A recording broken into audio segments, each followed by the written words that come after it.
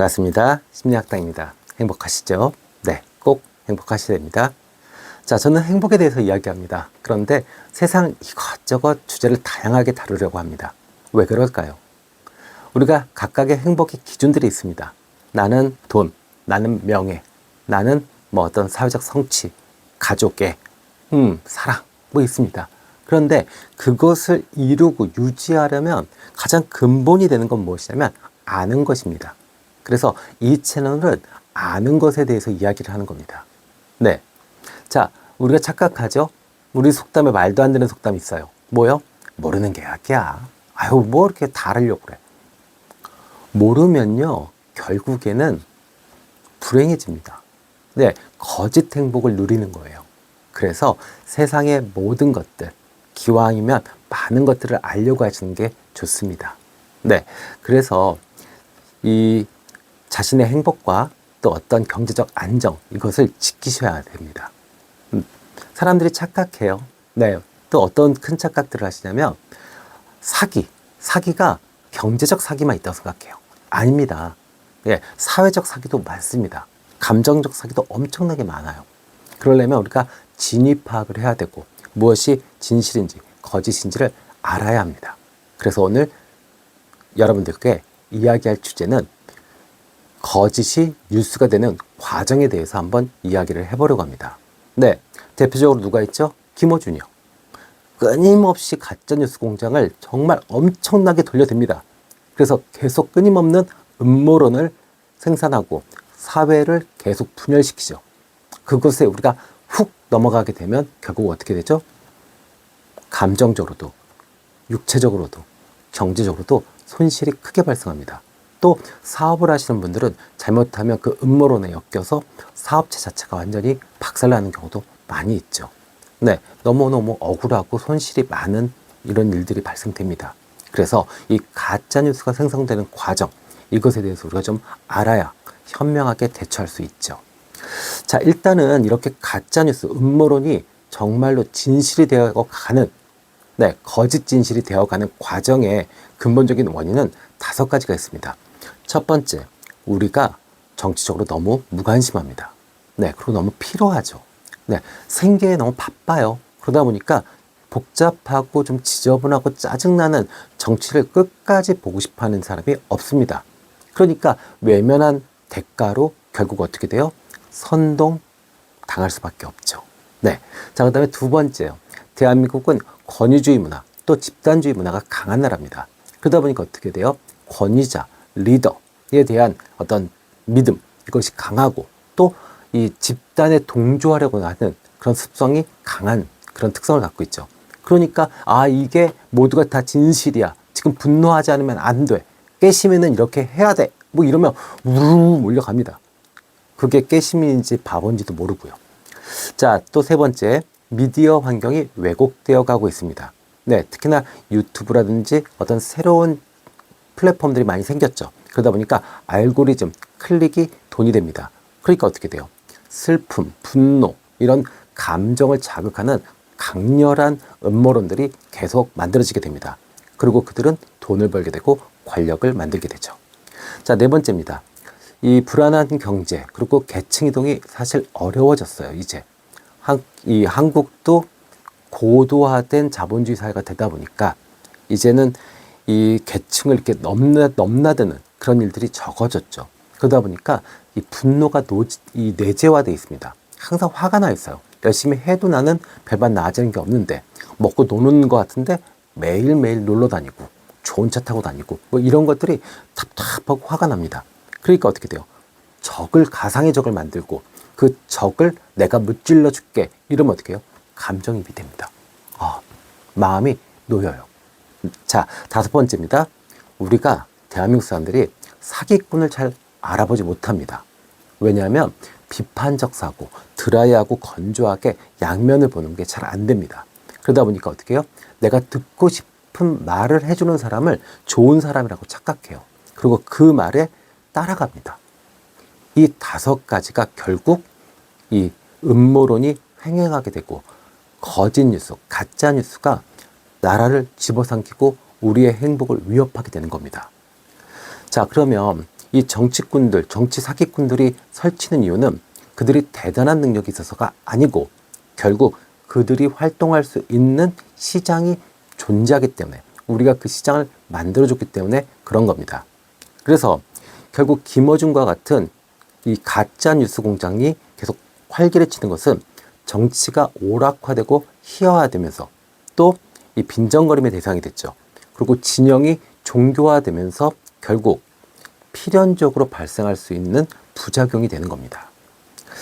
아셨죠? 네. 자, 그러면 가짜뉴스 생산 공정에 대해서 좀 알아볼게요.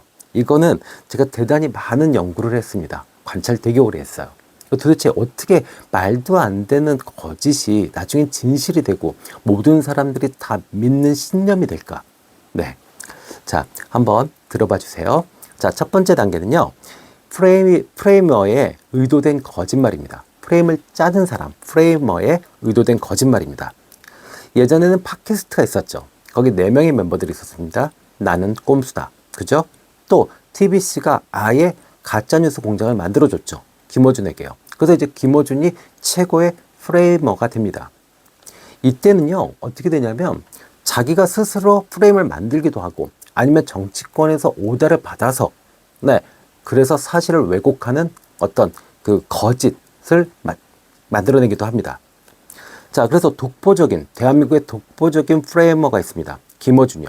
그래서 이 자는 처음으로 서사를 만듭니다. 이러면서 하는 말 있죠. 아, 어디서 제보를 받았는데 정보에 의하자면 이럽니다. 그러니까 그러면 이제 어떻게 돼요? 이 메시지는 결국 감정적 분노, 피해의식, 그리고 음모론을 섞어서 감정을 자극합니다. 사실 여부는 중요하지 않아요. 서사의 힘이 중요합니다. 그리고 믿고 싶어하는 이야기로서의 매력만 존재하면 충분히 먹히게 됩니다. 자, 그렇잖아요. 아까 이야기했잖아요. 우리가 계층이동이나 아니면 경제적 불황 이런 것들이 크다고요. 그러다 보니까 분노하고 화를 낼 대상이 필요해요. 그렇다면 분명히 지금 기득권 정치하는 사람들 뭐 이런 사람들일 거예요. 그러니까 그런 사람들한테 공격할 수 있는 이런 거짓 서사들, 그 다음에 믿고 싶은 이야기를 아주 멋지게 만들어서 던져주면 환호할 수 있죠. 그렇죠? 자, 그 다음에 두 번째입니다. 두 번째는요, 공범 스피커들. 네, 이 스피커들이 이것들을 각각 가지고 가서 증폭시킵니다. 여기에 연예인들, 유튜버, 팟캐스트, 인플루언서 등이 알든 또는 모르든 거짓을 퍼뜨리기 시작합니다. 알고 퍼뜨리는 것은 공범자고요. 모르고 퍼뜨리는 것은 바보죠. 어쨌든 거짓을 이용해서 조회수, 영향력, 팬덤, 그리고 출연료를 받게 되죠. 이 과정에서 거짓은 다양하게 재해석되고 변형되고 원출처는 흐릿해집니다. 왜냐면 너무 많은 사람들이 이때부터 이거를 퍼뜨리기 시작하니까요. 대표적으로 누가 있었죠? 김제동, 지금 사라졌죠? 김규리, 네, 이승환, 맞죠? 또 많습니다. 뭐 인스타나 페이스북에서 조금이라도 영향력 있는 사람들, 뭐 깨시민이다, 뭐 아니면 난 뭐 원래 좀 영향력이 있는 인플루언서야, 뭐 이러면은 사회 반응마다 무지성으로 뭐 애도합니다, 추모합니다, 분노합니다 이러면서 해시태그 걸고 막 게시물을 올려요. 이러다 보면 이제 이것이 확산되기 시작합니다. 그러면 이걸 또 누가 받을까요? 세 번째, 언론이 받습니다. 예, 언론이 그것에 합법화를 시켜줘요. 그래서 진보 성향의 언론들, MBC, JTBC, 한겨레, 경향, 뉴스타파 이런 데서 거짓을 논란 또는 일각의 주장이다라고 하면서 이 보도를 하기 시작하죠. 그럼 어떻게 돼요? 제목은 아주 자극적으로 뽑습니다. 뭐 그렇잖아요. 미국 소고기를 먹으면 뇌가 구멍이 송송 이렇게 됩니다. 그래 놓고 기사 말미에는 명확한 사실은 알려진 바는 없다. 더 연구해 봐야 된다. 뭐 이런 식으로 해서 책임을 회피합니다. 그런데 우리 바쁘잖아요. 그죠? 우리 정신없습니다. 그러면 기사를 끝까지 보고 아직 확인되지 않은 사실인데 일각의 주장이구나. 이렇게 받아들일까요? 아니면 뇌 구멍 난대. 소고기 먹으면 큰일 나겠네. 이렇게 받아들일까요? 당연히 후자 쪽으로 받아들이겠죠. 맞죠? 그래서 이제 거짓이 언론이 다루는 이야기가 돼버립니다. 이제 세탁이 된 거예요. 이제부터는 신뢰가 가능한 사실이 돼버립니다. 이게 환장하는 거죠. 네. 그 다음에 어떻게 되죠? 4단계. 이제 정치권에서 그것을 재사용하죠. 좌파 정치인들은 언론 보도를 근거로 해서 공적 발언에 사실로 인용합니다. 의회에서, 토론장에서, 인터뷰에서, SNS에서요. 핵심은 뭘까요? 언론 보도에 의하자면 국민들은 다 알고 있어. 니들이 모르는 거야. 사실을 모르잖아. 이 바보들아. 이러면서 이 거짓, 음모론에 권위를 부여합니다. 이 시점부터는요, 이제 사실이기 때문에 정치적 담론이 됩니다. 그리고 이제 공론장에 안착해버려요. 이런 일들을 누가 했을까요? 정청래, 고민정, 김의겸, 박찬대 이런 사람들이 이렇게 거짓인 줄 알면서도 이것을 공론장에 끌고 와서 선동을 하기 시작하죠.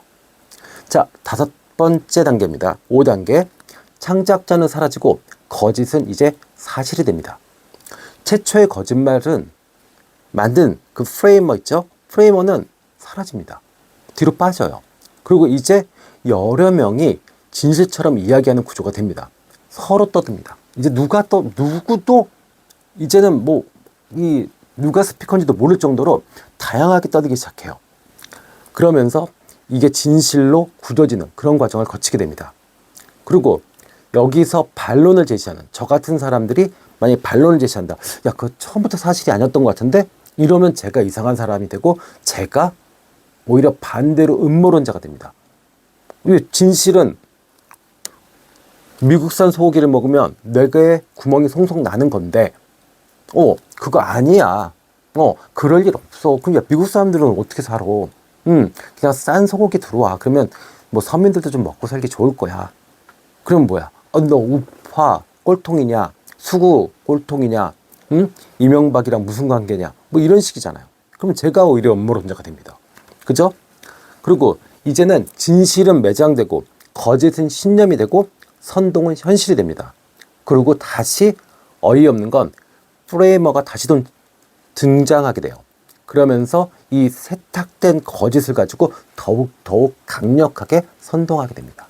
네, 이런 과정에서 결국 그들은 막대한 부와 권력과 명예를 나눠갔습니다.